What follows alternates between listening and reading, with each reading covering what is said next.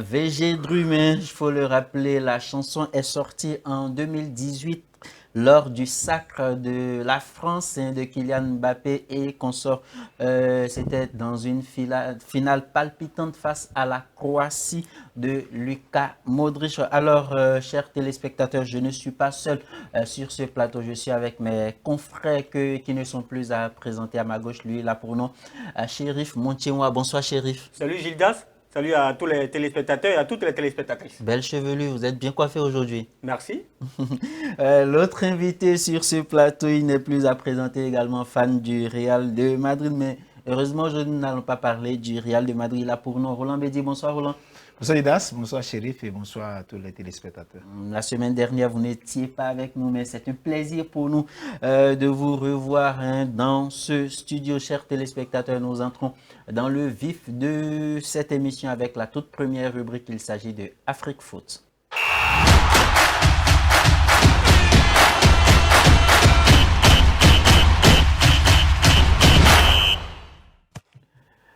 Dans Afrique Foot, il sera bien évidemment question de la 22e journée de la Super League Pro, le championnat professionnel de football béninois qui petitement tend vers sa fin puisqu'il ne reste que 2 journées. La prochaine journée, la 23e journée, sera pour le mercredi et la dernière le week-end prochain. Alors, lors de cette 22e journée, tellement de choses se sont passées. Des défaites à domicile, des victoires à l'extérieur. On peut noter déjà la victoire des requins de l'Atlantique qui ont eu ce sursaut d'orgueil après plusieurs revers, plusieurs matchs nuls, plusieurs défaites. Alors, les requins finalement se sont imposés à l'extérieur. Nous allons revenir là-dessus, mais celui qui nous intéresse ici, Chérif, la question, je m'en vais vous la poser, c'est Coton qui est résolu à ne pas laisser la place de leader de ce championnat-là. Ouais, mais Coton, c'est une équipe qu'on connaît depuis très longtemps. On a eu la chance d'en débattre sur ce plateau. C'est une équipe qui ne lâche rien, mais qui n'a pas eu la chance depuis au début de la compétition, au début du championnat, de prendre la tête de ce classement. Donc, ils ont attendu le bon moment pour frapper. Donc, on a parlé à plusieurs reprises ici du duel du haut tableau entre Coton, Lotto et Dadjebsi. Voilà le trio de la tête. Et progressivement, on est en train de sentir l'écart que Coton est en train de creuser visiblement face à ses potentiels concurrents. Et on a vu une équipe de Lotto Popo quand même qui, pour moi, était le véritable dauphin de cette équipe, mais au fil du temps, elle a commencé à lâcher. Visiblement, lors de la dernière journée, ils ont fléchi, ils ont perdu. La victoire de Coton l'équipe, de la deuxième équipe, je parlais et Dadjeb, voilà, la victoire de Dadjeb l'a permis quand même de recoller au classement. Donc pour moi, ça va être très difficile maintenant. On est en train de se diriger vers une course qu'on avait dit tantôt ici à l'anglais, une course, un système un petit peu anglais où Liverpool avait lâché Arsenal et Liverpool. Donc Arsenal et Manchester City. Voilà. Donc là, clairement, Coton est en train de monter, d'aller de l'avant. Lotto Popo qui lâche. Et puis les requins de l'Atlantique, voilà, on en a parlé, tu viens de l'annoncer tout à l'heure, les requins de l'Atlantique, il fallait une bonne victoire pour cette équipe de se remettre dans le classement. C'est vrai qu'ils sont toujours derniers, mais juste 2 points qui séparent l'avant-dernier des requins de l'Atlantique. Donc il reste 2 journées, ça me dit qu'ils prennent progressivement conscience de l'enjeu. Une victoire et une faillite de l'avant-dernier peut quand même remettre cette équipe de requins FC au classement général. Sauf que, voilà, Dragon de Louémé, qui quand même avait été champion entre guillemets d'automne lors de la première phase, qui nous a déçus, mais on a vu que vers la fin de ce championnat, ils sont en train de gagner progressivement. C'est vrai qu'ils ne peuvent plus véritablement discuter le titre. Ils ont carrément dit au revoir au titre. Mais le maintien, c'est carrément assuré pour cette équipe des Dragons de Lomé. Voilà. Alors, Roland, la même question pour vous. Coton qui, 2 fois champion en titre et un Coton qui n'a pas bien démarré sa saison, mais la grosse surprise, est-ce que c'est une surprise Coton qui retrouve son fauteuil de leader de ce championnat-là et avec cette victoire lors de la 22e journée, Coton est résolu à ne pas lâcher prise? Oui, je pense que, et je l'avais dit plusieurs fois sur ce plateau, Coton, au début, c'est vrai, ils avaient un peu de difficulté à progresser parce que, faut pas oublier, celui-là, le porteur de l'attaque, n'était pas, était en Égypte pour des tests à Zamalek, il est revenu, Romaric Amoussou, il est revenu. Donc, sur 6 matchs, il a marqué 5 buts. Donc, globalement, c'est pour dire que Coton retrouve petit à petit ses ressources, sa lettre de noblesse. Coton, vous savez, quand vous avez 2 titres dans la poche, on n'a pas de difficulté, on essaie vers la fin de chercher les formules qu'il faut pour pouvoir, comment dire, gagner, avoir des victoires pour pouvoir progresser de l'avant. Coton, ça ne m'étonne pas, parce que l'équipe qui doit forcément, comment dirais-je, concurrencer avec cette Coton dégringole complètement. Je veux parler de l'Autopopo, qui n'a pas, la 22e journée, qui n'a pas, comment dirais-je, gagné son match. Je pense qu'il y a tellement de problèmes. Vous voyez, le coach officiel n'est plus là. Il est parti, pardon, pour des questions qui ne sont pas définies. C'est vrai, il nous cache les secrets. Mais c'est le vice qui conduit cette équipe. Est-ce qu'il a la potentialité? Est-ce qu'il a aujourd'hui les qualités pour conduire cette équipe jusqu'à la fin? C'est difficile. Donc, globalement, il faut dire que l'Autopopo n'a plus, comment dire, son entraîneur officiel. C'est l'adjoint qui est là. Donc, toutes ces difficultés, ça peut être ces problèmes-là que rencontre aujourd'hui cette équipe. Voilà. Il y a aussi Dadje que j'ai eu à dire sur ce plateau. Dadje n'a pas forcément aujourd'hui des vraies ressources et des superstars, mais cette équipe essaie de gagner des matchs sur match, essaie de faire toujours l'exploit. Aujourd'hui, ils sont derrière Coton, un point les sépare, un point d'écart. Je pense que la grande finale, c'est la dernière journée, parce que la dernière journée, la 24e journée, c'est Coton et Dadje à Ouida. Donc, je pense que le titre reste à jouer. C'est vrai, Coton progresse aujourd'hui. Coton a l'assurance aujourd'hui de gagner, de remporter pour la 3e fois le titre. Mais le titre reste à jouer au cours de la dernière journée avec Dadje à domicile. Voilà, nous revenons sur le cas Loto. C'est vrai, un temps, on avait parlé du départ de son entraîneur, remplacé par son adjoint, et on se disait, on a prédit cela, que cela pourrait bouleverser le parcours de Loto. Aujourd'hui, Loto n'est plus en course pour le titre, parce que à 2 journées de la fin du championnat, Loto pointe à 5 points. Et voilà, derrière Coton, et 4 points derrière, comme on appelle Dadje FC, donc 1 point entre Dadje et Coton. Est-ce que pour vous, Loto a encore la chance de batailler pour minimum la 2e place? Non, mais je pense que pour le titre, c'est au revoir pour l'équipe de Loto. Pour moi, c'est au revoir, parce que là, quand vous voyez la différence de points entre Coton FC et Loto, je pense que c'est déjà trop lourd, parce qu'il reste 2 journées. C'est vrai que mathématiquement, c'est passable. Oui, parce qu'on peut espérer que lors des les 2 dernières journées, Coton on espère que Coton perde pour que Loto gagne ces 2 matchs, en espérant que Dadje FC également s'effondre. Voilà, donc il ne faut pas oublier aussi Dadje FC qui est dans la course. La course actuellement, c'est Coton et Dadje FC. Loto, pour moi, c'est au revoir au titre, parce que là, ça va être très difficile de parler aussi aujourd'hui de l'abandon du titre par Coton. C'est parce que Coton a attendu le bon moment. Et vous allez voir, depuis qu'ils ont repris la tête de ce championnat, ils n'ont pratiquement pas lâché. C'est-à-dire 1 point tantôt avec Loto, 1 point tantôt avec Dadje. Et pratiquement, ça va être très compliqué pour ces potentiels candidats, potentiels concurrents. Avec Romaric qui a été buteur, voilà, j'allais dire ce week-end. Oui, Romaric, un très beau garçon, très engagé avec cette équipe de Coton FC. Pour moi, c'est un garçon qui mérite encore mieux. C'est-à-dire qu'il travaille depuis le début de la saison avec son club. Et là, l'engouement est là, l'envie est toujours là. On espère pour lui qu'il puisse trouver un club dans lequel il peut grandir davantage. Pourquoi pas de l'autre côté de l'Hexagone. Avec la complicité de la réalisation, nous allons voir les résultats des matchs qui ont été disputés ce week-end, avec le classement. On le disait tout à l'heure, un Coton qui pointe en tête de ce championnat, et les Requins de l'Atlantique qui sont derniers de ce classement. En attendant que la réalisation, voilà ce qui est fait. Alors, les matchs qui ont été disputés ce week-end lors de la 22e journée, vous les connaissez, chers téléspectateurs, mais Coton, voilà, FC de Huida pointe en tête avec 45 points au thème de cette 22e journée et Dadje FC vient en deuxième position avec 44 points, dont un point, on le disait tout à l'heure, sépare ces deux clubs-là. Loto Popo pointe troisième avec 39 points, suivi de Banigansé, la surprise qui colle au haut de ce classement, quatrième avec 33 points. Les Dragons de l'Ouémé qui sont venus s'imposer, qui sont allés s'imposer, voilà, au stade René Pleven de Cotonou face à AS Cotonou. Nous allons revenir sur ce match-là, 2-1. Alors, les Dragons de l'Ouémé viennent à la cinquième position, cinquième place avec 33 points. Damissa, huitième avec 29 points.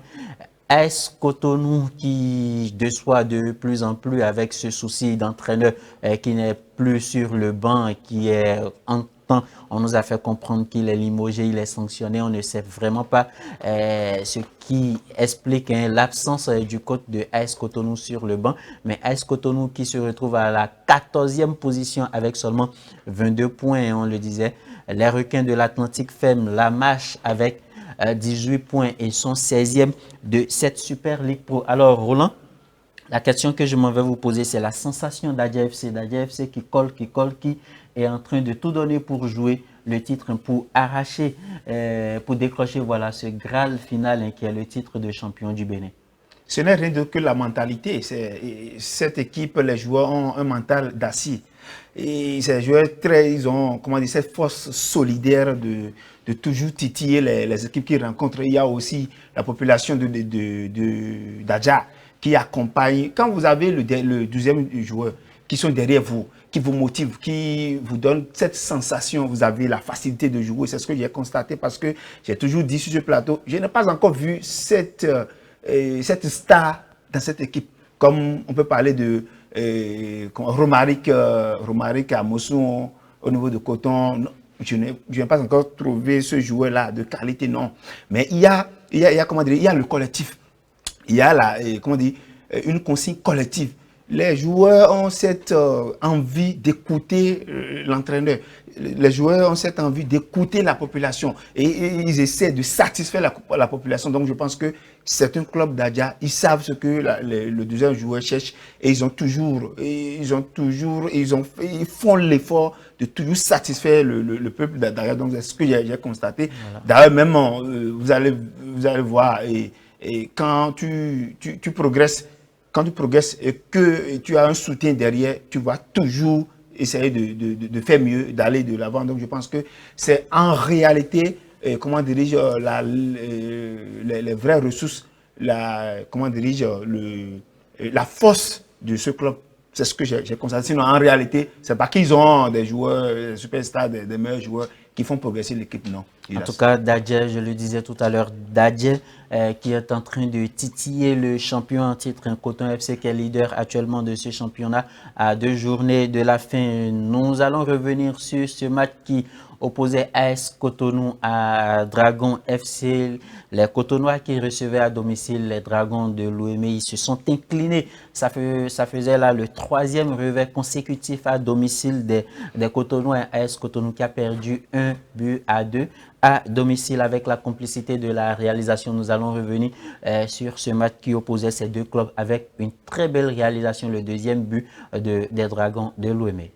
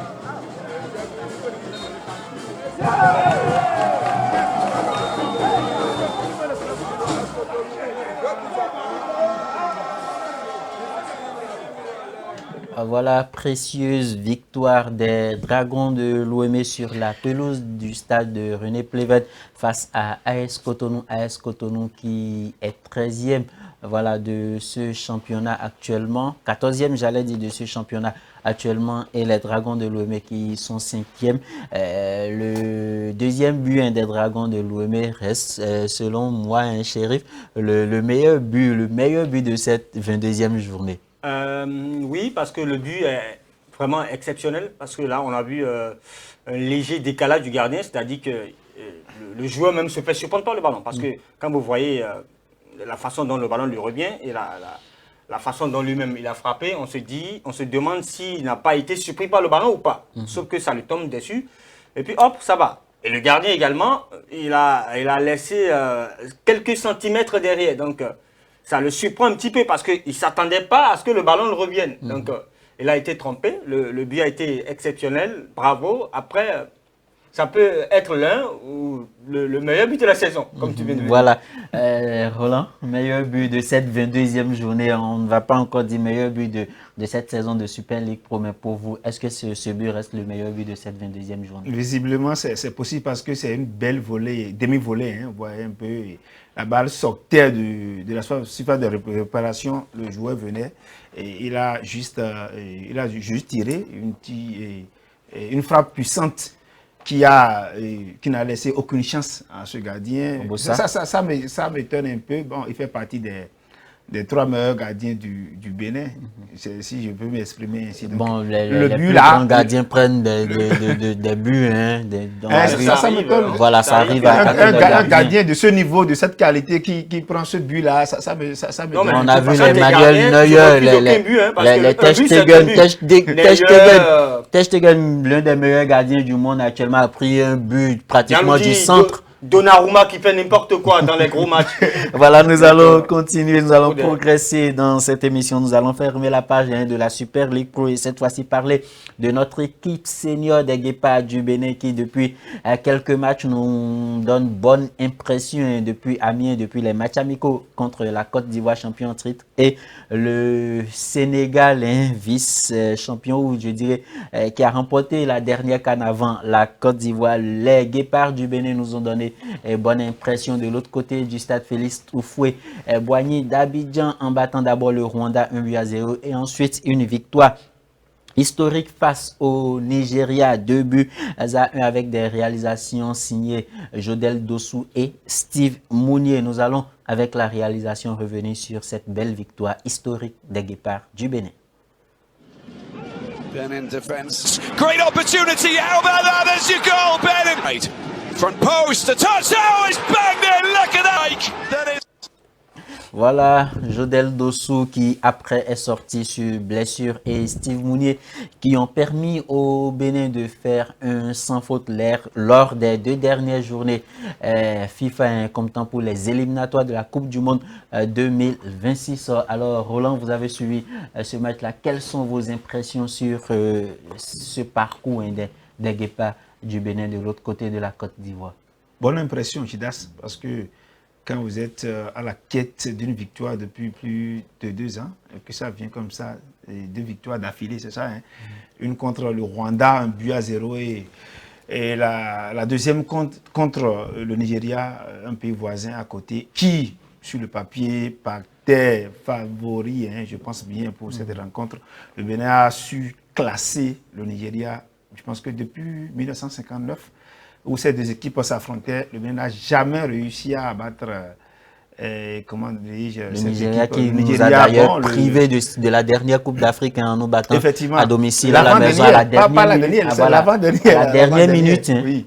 Ah oui, bon, dans les toutes dernières secondes, c'est vrai. Donc, moi, je pense que c'est tout ce qu'on demande à cette équipe-là. Il faut la mentalité, il faut un mental d'acier, il faut ce qu'on appelle l'état d'esprit. Je dirais, sur ce plateau, les Guépards n'ont pas joué pratiquement avec les pieds, mais ils ont joué avec la tête. Le mental. Parce que vous avez battu, et comment dirige le Rwanda. 4 jours après, vous jouez contre le Nigeria. C'est-à-dire, on a déjà, l'état d'esprit était déjà dépassé. On sait que bon, c'est la victoire, on a déjà gagné. Il faut des victoires sur des victoires pour pouvoir satisfaire le peuple béninois. C'est ce qu'on cherchait depuis, vous vous rappelez bien, contre le Mozambique ici, le but a été caillassé. Toujours à cause des désillusions. Voilà un peu. Donc, je pense que c'est ce qu'on demande à Guénoro. On n'a pas besoin forcément d'avoir des joueurs de qualité comme Cristiano Ronaldo, comme Messi dans l'équipe béninoise, non. Mais déjà que les consignes sont claires. Les joueurs sont dans le même registre que l'entraîneur. Je pense que c'est un nouveau départ, 2 victoires d'affilée. Ça nous donne, comment dire, une place confortable dans ce classement. Nous sommes 3e, 7 points avec le premier et le deuxième. Je pense que c'est déjà une place confortable. Je pense que pour des journées à venir, c'est déjà comment dire, c'est déjà une touche. C'est déjà un signe, c'est des signaux positifs déjà pour cette équipe-là. Plus de défaites. Chaque fois, ce qu'il faut corriger.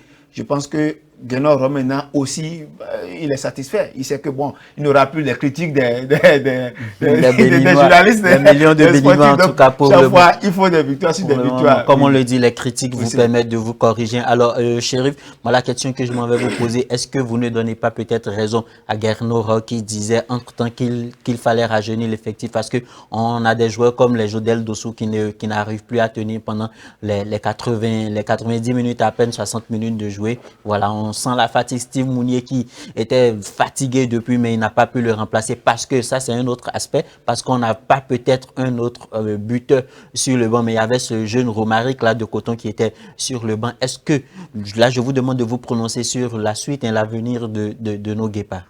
Non, mais rajeunir l'effectif, oui, on est d'accord, mais Jodel Dossou, tous ceux dont tu viens de parler là, Dossou, Mounier ne sont pas encore jetables. Hein. C'est des gens qui sont assez expérimentés. Ils ne sont pas jetables, mais ils ne peuvent plus tenir les 90 minutes, non, puisque les preuves, on a vu Jodel Dossou qui, lors du Rwanda, à peine 70 minutes joué, demandait le remplacement. Les informations disent qu'il manque un petit peu de jeu. Voilà, donc c'est ce que Guénoro disait. Il n'est plus assez titulaire, mais parler de rajeunissement de l'effectif et déjà piocher des gens comme Dossou, ça me paraît un peu difficile parce que là, pour aller de l'avant, il faut aussi de l'expérience, parce que ces gars-là, c'est l'un des plus expérimentés de l'effectif de gardien droit. Je parlerai peut-être des Sessayons qui, parlant de rajeunissement de l'effectif, des Sessayons dont on a fait la promotion lors des derniers matchs, parce que là, Sessayons, il a raccroché il n'y a pas longtemps. Hein.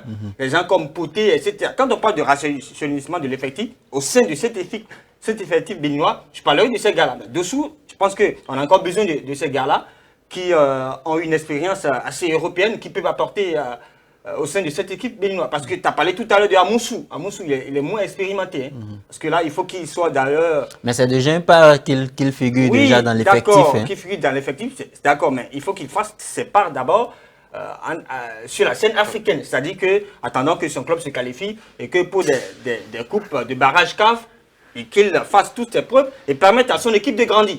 Ça pourrait lui permettre quand même de se donner plus de visibilité. Et là, cette expérience pourrait quand même lui permettre à Ron de lui faire davantage confiance.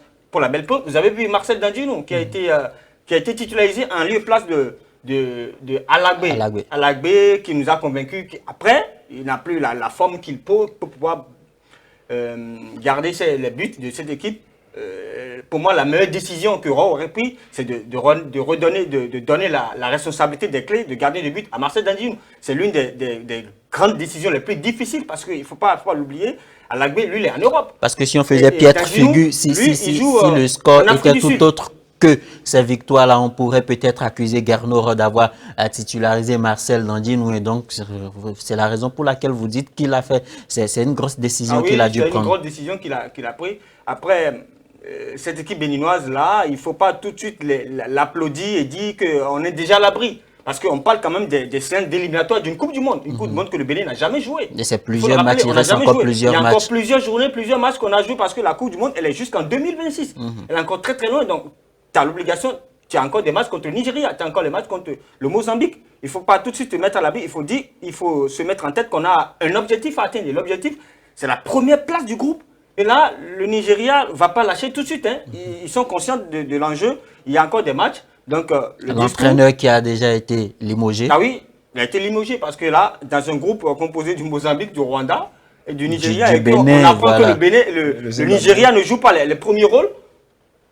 Je pense que la décision de limogeage est la bonne pour la fédération nigérienne de football. Actuellement, comme Roland vient de le dire, le Bénin pointe à la 3e place avec 7 points, même point que le leader de cette poule-là, le Rwanda qui a 7 points, suivi en 2e position de l'Afrique du Sud avec 7 points également. Le Bénin vient en 3e position avec 7 points. Le Lesotho, 5 points, 4e, 5e le Nigeria avec 3 nuls, une défaite à seulement 3 points et le 6e de cette poule, c'est le Zimbabwe qui n'a seulement que 2 points au compteur. Les prochaines journées, Roland, sont prévues pour mars 2025 dans pratiquement un an.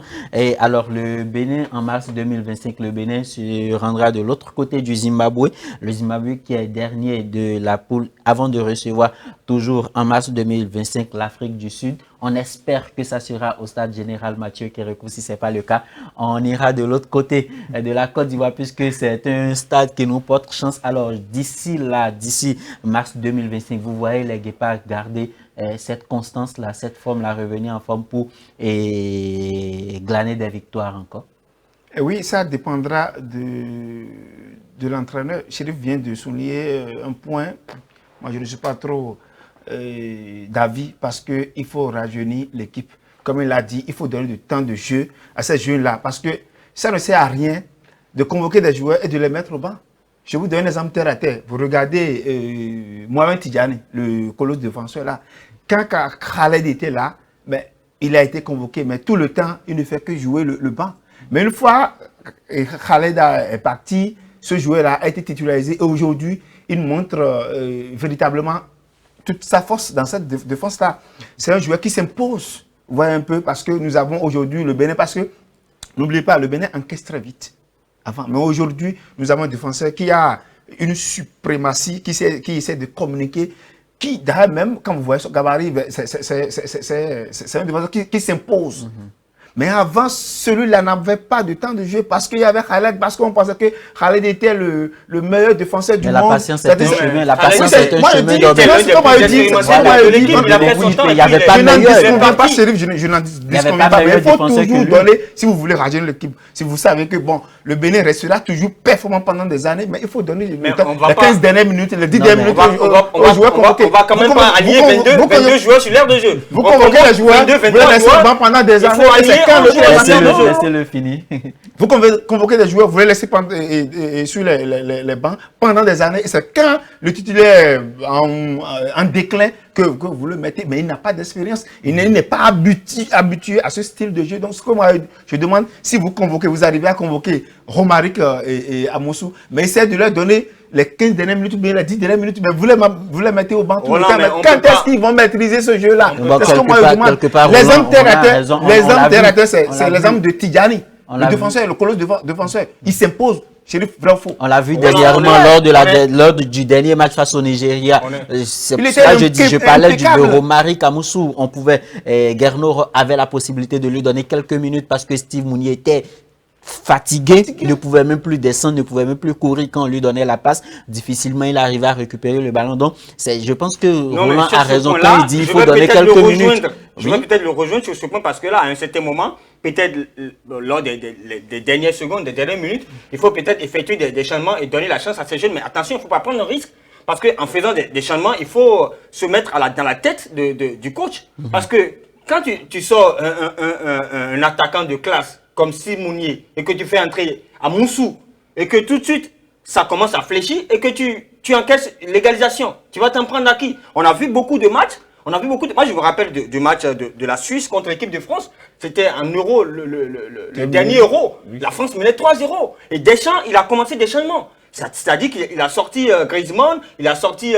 le milieu de terrain du Bayern, là, dont j'oublie son nom. Il a fait 3 changements coup sur coup parce qu'il a vu déjà son équipe en quart de finale.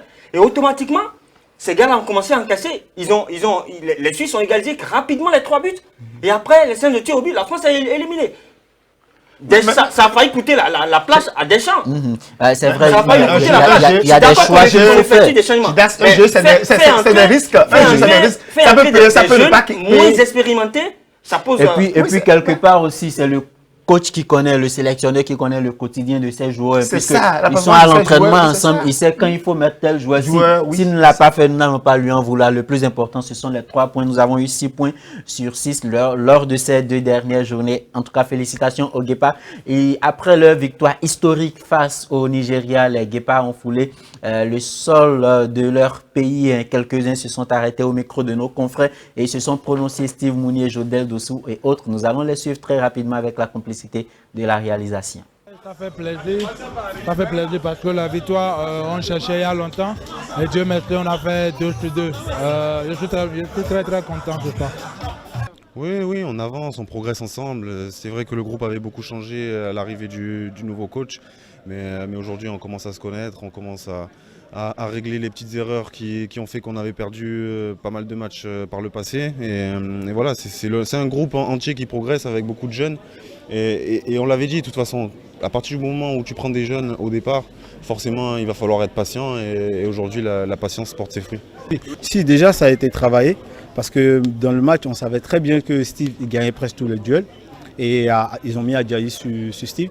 Et bien avant l'occasion, Steve m'a appelé, il m'a dit, vu qu'Adjayi est tout le temps sur moi et il gagnait, c'était du 50-50, il gagnait les duels sur Steve. Steve, on a trouvé d'autres stratégies. Steve m'a dit, laisse passer le ballon. Donc bien avant l'action du but, on a eu le même truc. Et Steve a laissé passer le ballon. Dommage, je l'ai raté.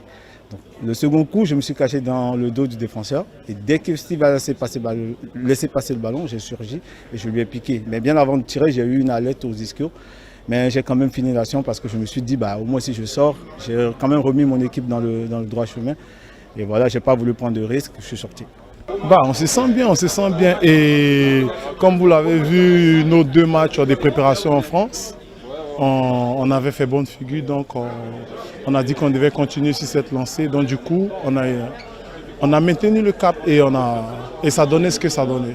Je ne dirais pas qu'il a trouvé, mais on essaie de donner le meilleur de nous Parce que le plus important, ce n'est pas Momo et Cédric, c'est le pays. On est prêt à mouiller le maillot, c'est le plus important. Nous, on ne pense pas à la Coupe du Monde, on pense à gagner. Parce que ça faisait longtemps qu'on n'avait pas renoué avec la victoire. Nous, on veut gagner. On veut gagner et partir de l'avant. Peu importe ce qui arrivera, nous, on veut gagner. Et rendre le peuple béninois fier. Ah voilà, nos guépards, nos héros, j'allais dire, sont revenus à la maison. Certains sont déjà en vacances. Alors, Chérif, impression très rapidement sur les propos de Steve Mounier qui pense que l'équipe a eu du temps de se reconstruire puisque il y avait un tout nouvel entraîneur, il y a des jeunes qui sont venus, mais Steve a dit qu'il fallait vraiment du temps pour se construire. Et ce temps-là, je pense que c'est venu à son terme et les Guépards ont retrouvé un style de jeu propre à eux, défendre un peu, contre-attaquer et marquer, concrétiser les quelques occasions qu'ils ont. Oui, des déclarations qui viennent après 2 victoires. Donc, quand ça marche, il y a toujours de belles déclarations. Sauf que tout ce qu'on leur demande, c'est de récidiver. C'est-à-dire qu'ils continuent davantage à progresser dans cette lancée. Parce que, il faut faire des déclarations, il faut parler à la presse, il faut avoir le punch. Mais après, il faut réagir sur l'air de jeu. Parce que là, il y a un joueur C'est ce qu'ils ont fait. Oui, c'est ce qu'ils ont fait. Mais il reste encore beaucoup de journées. Il nous faut encore beaucoup de victoires. Pour s'emparer de la tête de ce groupe-là, ça va être très compliqué. Donc l'objectif reste un seul, la gagne. Il faut que ce soit le discours principal et le plus important face à ces garçons-là. Le Bénin, les Guépards ont la possibilité de s'envoler avec le prochain match. Je le disais tout à l'heure, c'est en mars 2025 avec le déplacement au Zimbabwe pour jouer cette équipe du Zimbabwe qui est bon dernier de ce classement, de cette poule avec 2 points au compteur. C'est sur cette information que nous fermons la première rubrique de votre émission pour lancer la deuxième. Il s'agit de Tour d'Europe.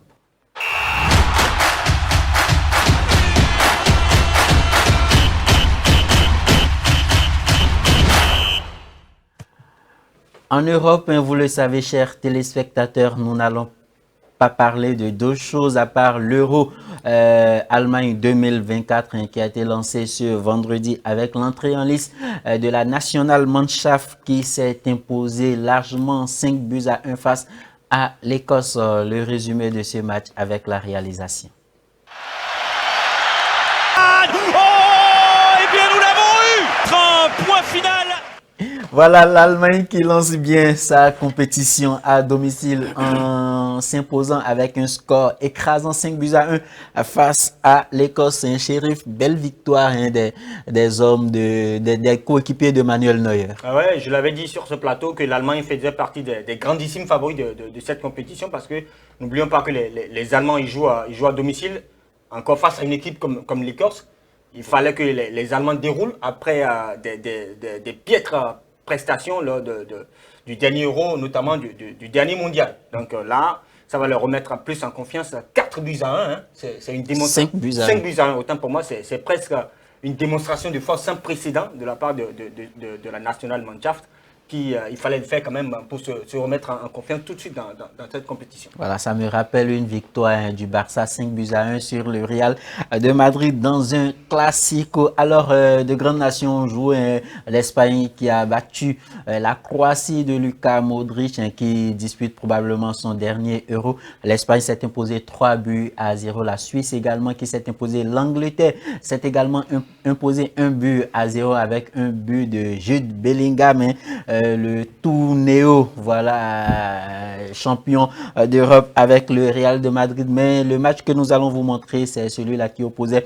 C'est le match de l'Italie, voilà, qui s'est imposé difficilement dans la douleur. L'Italie qui est le tenant du titre, il s'est imposé 2-0 face à l'Albanie. Le résumé avec la réalisation. Et c'est parti avec l'Albanie. Pellegrini. Oh, c'est bien joué! Oh, équipe italienne. Victoire, difficile victoire dans la douleur, mais le tenant du titre, Roland, s'impose 2-1. Oui, c'est vrai.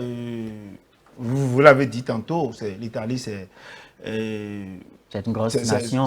Oui, mais ils ont des difficultés à à se qualifier pour cette compétition. Ils avaient eu tellement de difficultés, vous vous rappelez bien, avec le Portugal et tout. Donc, déjà pour le premier match dans cette compétition, s'ils arrivaient à battre cette équipe, je pense que c'est déjà un bon signe pour bien démarrer, parce que l'Italie, toujours dans ce genre de compétition, ils vont, comment dirais-je, à cause de petit à petit, mais finalement, ils se retrouvent à la finale. Je pense que c'est un bon signe. D'ailleurs, même tous les gros ont gagné. L'Espagne a gagné, l'Italie a gagné, l'Allemagne a gagné. Donc je pense que c'est de bon augure. On attend. Bon, on a encore 3 matchs. Ils ont deux matchs encore pour jouer. Voilà. Avant qu'on ne discute le 8e de finale. Donc ils ont encore 2 journées. Et on aura les gros qui vont montrer leurs muscles. Attendons voir la suite. Actuellement, où vous suivez votre émission Speed Sport, chers téléspectateurs, la France de Kylian Mbappé est en train de jouer. Nous allons vous revenir pour les résultats des autres matchs. Et demain, mardi, le Portugal de Cristiano Ronaldo. Voilà l'une des personnes qui disputera également son dernier Euro. Le Portugal de Cristiano Ronaldo va entrer en liste. Ça sera le mardi, chers téléspectateurs. Nous passons à la 3e rubrique de votre émission. Il s'agit de Autre Sport.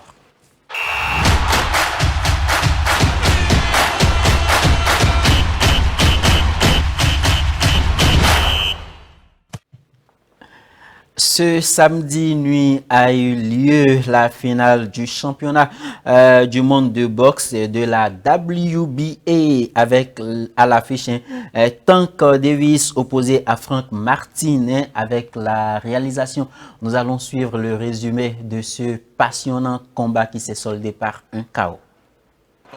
Ghost nickname, a part of the Go has a slight advantage. And there's the left hand. Champion of the world, Gervonta. Ah, voilà Tank Davis qui a remporté la couronne du champion du monde de boxe de la WBA. Tank Davis disputait son 30e combat et il a signé 28 KO en 30 combats. Chers téléspectateurs, c'est sur ce match de boxe que nous clôturons ce numéro de votre émission. Chéri Montchémois, merci d'être resté des nôtres. Merci Gildas, merci Roland, merci à toutes et à tous. Une fois encore, belle chevelure aujourd'hui. Merci beaucoup. Alors Roland Bédier, merci à vous également d'être resté des nôtres. Merci Chérif pour sa beauté, c'est ça, non? C'est le choix de mon coiffeur aujourd'hui. Voilà, chers téléspectateurs, merci à vous aussi de nous avoir suivis. Nous disons merci également à la réalisation de cette émission. Vous pouvez nous suivre sur toutes nos plateformes digitales, Facebook, YouTube, en tapant simplement Speedline Télévision et suivez-nous en live sur speedlinetv.bg/live. D'ici là, portez-vous bien.